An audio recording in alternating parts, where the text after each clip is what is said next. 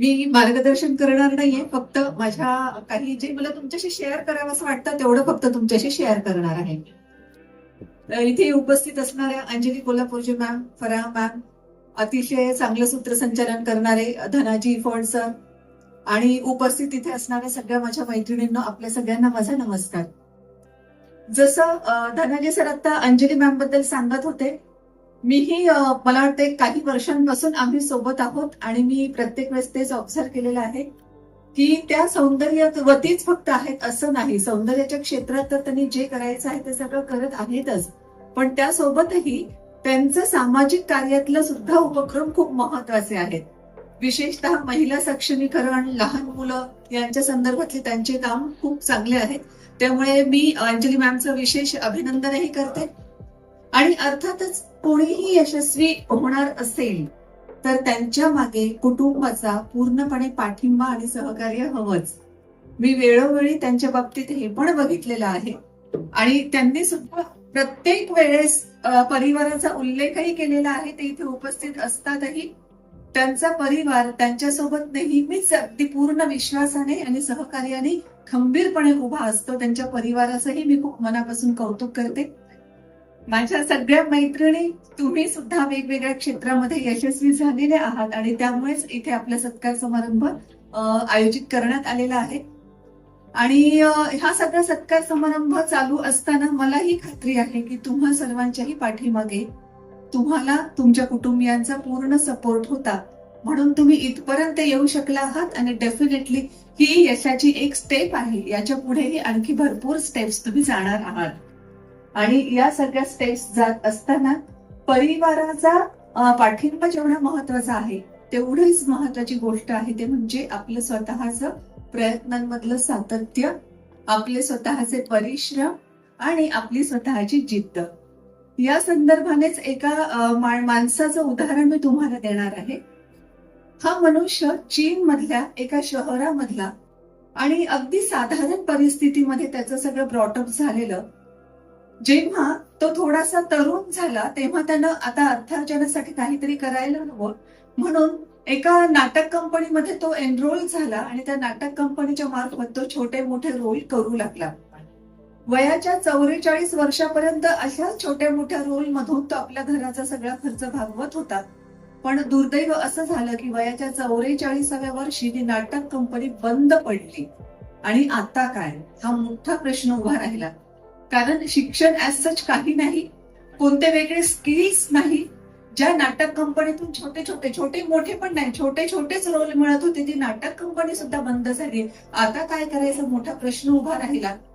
आणि त्या क्षणी त्याला असं वाटलं की आपलं आयुष्य संपलं, कारण आपण आता काहीच करू शकत नाही, कारण आपल्याकडे काहीच नाही, ना साधन संपत्ती ना काही आणखी वेगळ्या गोष्टी.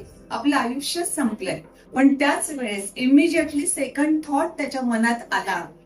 तो दुसरा थॉट जो मनात आला ना, तो खूप महत्वाचा होता. की त्याचा सेकंड थॉट लगेच असा होता की जर आयुष्य संपलं आहे असं मला वाटत असेल तर माझे श्वास तर अजूनही चालू आहेत ना. याचा अर्थ आयुष्य संपलेलं नाही, मला अजूनही प्रयत्न करणं गरजेचं आहे. आणि मग पडेल ती कामं करायला त्यानं सुरुवात केली.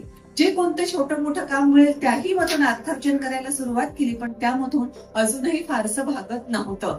आणि वयाच्या 50व्या वर्षी त्याच्या असं लक्षात आलं की आपण लिव्हिंग स्कल्पचर नावाचा एक प्रकार आहे, तो प्रकार डेफिनेटली करू शकतो.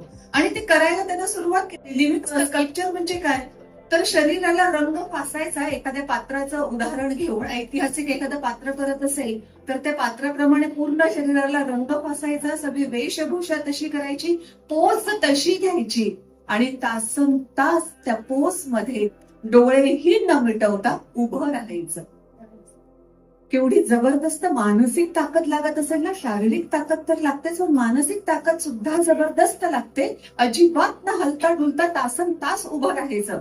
आणि जेव्हा कोणी ही कलाकृती आवडली म्हणून बच्चे कंपनी किंवा प्रेक्षक कोणी जवळ जेव्हा जातील तेव्हा लगेच त्यांच्याकडे बघून डोळे मिचकवायचे किंवा एकदम हात काहीतरी हलवायचा, जेणेकरून क्षणार्धात ते सगळे लोक पाहणारे दचकतील, पण लगेच लक्षात येईल की अरे हे असं आहे का, हे लिव्हिंग स्कल्पचर, आणि मग खूप हसायला लागतील. अशा पद्धतीनं मग त्याची कला लोकांना आवडायला लागली आणि पैसे त्याला चांगल्यापैकी मिळायला लागले. पण पैसे आता बरे मिळतायत म्हणून थांबणार तर तो मनुष्य कुठला ना. वयाच्या 60व्या वर्षी त्यानं इंग्रजी शिकायला सुरुवात केली. वयाच्या 70व्या वर्षी, 50व्या वर्षीपासून जेव्हा आपल्याकडे गुडघेदुखी सुरू होते, स्टेप जर एखादी वर चढायची असेल तर प्रॉब्लेम यायला लागतात, तेव्हा या मनुष्यानं वयाच्या 70व्या वर्षी जिम जॉईन केलं. खूप अवघड जात होतं पण त्यानं कंटिन्युटी ठेवली. जिम मध्ये सतत तो वर्कआउट करतच होता आणि 2015चा इसवी सन 2015चा एक दिवस असा आला जेव्हा त्याचं वय होतं 79 आणि जेव्हा फॅशन रनवे चालू होता, जेव्हा हा मनुष्य त्या रनवेवरून जात होता, तेव्हा सगळेच्या सगळे जण अगदी आ वासून पाहणं ज्याला म्हणतो ना, तशा पद्धतीने त्याच्याकडे पाहतच राहिले. हा 79 वर्षाचा म्हातारा नाही म्हणता येणार, तरुणच म्हणावा लागेल. हा 79 वर्षाचा हा तरुण, पांढरी शुभ्र केस त्याचे, पांढरी शुभ्र दाढी त्याची, शर्टलेस आहे आणि तो फॅशन रनवेवर वॉक करतोय. त्याचं शरीराचं पोश्चर एकदम व्यवस्थित ताठ आहे. त्याची मान किंवा त्याचं पाठीचं जे काही कण आहे तोही सगळं अगदी व्यवस्थित आहे. पोश्चर त्याचं अगदी अल्टिमेट आहे. त्याचा आत्मविश्वास जबरदस्त आहे. त्याचं चालणं जे आहे ते 79 वर्षाच्या म्हाताऱ्याचं चाललंय असं वाटतच नाही. असा तो मनुष्य जेव्हा त्या रनवेवरून गेला तेव्हा एवढा तो व्हिडिओ व्हायरल झाला की सगळीकडे त्याचीच महती गायला चालली होती. आणि अशा परिस्थितीमध्ये एका पत्रकारानं जेव्हा त्याला विचारलं, ही एवढी सगळी प्रसिद्धी वयाच्या 79व्या वर्षी तुम्हाला मिळते, खूप उशीर झाला ना? या माणसाचं उत्तर असं होतं, उशीर नाही झाला, कारण आतापर्यंत मी त्याचीच तर तयारी करत होतो. विशेष म्हणजे आता तरी ह्या मनुष्याला थांबायला हरकत नव्हती ना, पण तो थांबेल तर तो मनुष्यच कसला. वयाच्या 85व्या वर्षी त्यानं पायलट बनण्याचं ट्रेनिंग घेतलं. फक्त ट्रेनिंग घेतलं असं नाही तर तो पायलट झालाही. त्याला पायलटचं लायसन्सही मिळालं. चीन मधला हा वॅन देशून, हॉटेस्ट आजोबा असं म्हटलं जातं एकीकडे, कारण त्यांचं ते रूप जे आहे ते, आणि एकीकडे द कुलेस्ट ग्रँडफादर असंही म्हटलं जातं. हॉटेस्ट आणि कुलेस्ट दोन्ही परस्पर विरोधी आहेत, पण तसं त्यांना म्हटलं जातं. आणि सर्वात फिट असणारे ते आजोबा आहेत, वॅन देशून. आणि ते असं म्हणतात की जेव्हा शरीराला काम देणं आपण थांबवतो तेव्हा शरीर आजारी पडतं, आणि जेव्हा आपण मनाला काम देणं थांबवतो तेव्हा आपण नवीन शिकणं काही थांबवतो, आणि नवीन शिकणं थांबवतो म्हणून आपण म्हातारे होतो. त्यानं तेही सांगितलं की कोणतीच गोष्ट उशिरा, सगळ्यात मोठा शत्रू आपला कोणता असेल ना तर तो म्हणजे आता वय झालंय माझं, आता काही या वयात शोभतं का, किंवा आता खूप उशीर नाही ऑलरेडी, आता करण्याचं कसं शक्य होईल, हे असं म्हणणं हाच आपल्या सगळ्यात मोठा शत्रू आहे. आपल्याला शरीराच्या मर्यादा नसतात, आपल्याला मनाच्या मर्यादा असतात, आणि मनाच्या मर्यादांमुळे शरीराच्या मर्यादा येतात. अदरवाईज ज्या मनुष्यानं कधी एक्सरसाइज केलीच नाही तो 70व्या वर्षी जिम मध्ये जातो आणि फिट बॉडी सहित 79व्या वर्षी फॅशन रनवेवर वॉक करतो, हे कुणाला स्वप्नातही खरं वाटलं नसतं.